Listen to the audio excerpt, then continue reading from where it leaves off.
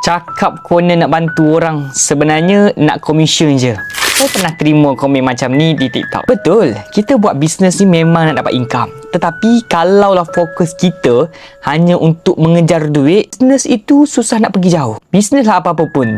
Jadi mentor saya, Tuan Muhammad Zulkifli Syafi'i, pernah pesan, ikhlas orang berduit tak sama dengan ikhlas orang yang tak berduit. Maksudnya, kalau kewangan sendiri pun masih sengket, hutang sekeliling pinggang dan komitmen pula tinggi, kita mudah meletakkan duit lebih utama daripada kepentingan customer. Sebab itu, bila buat konten, niat saya adalah untuk kongsi ilmu.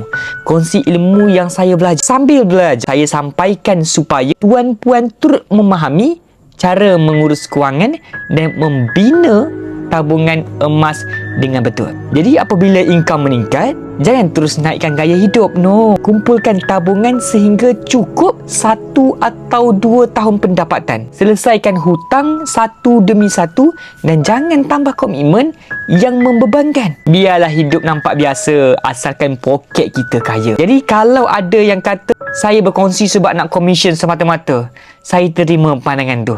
Tanggungjawab saya adalah terus berkongsi ilmu dan membantu customer sebaik mungkin. Jadi jika berminat nak belajar simpanan emas serendah RM100 sahaja melalui akaun Gap Gold Accumulation Program Public Gold tanpa komitmen bulanan, boleh klik link yang saya sediakan atau tekan saja link dekat bio. Saya bantu sebaik mungkin. Jom kubur emas 1 kg.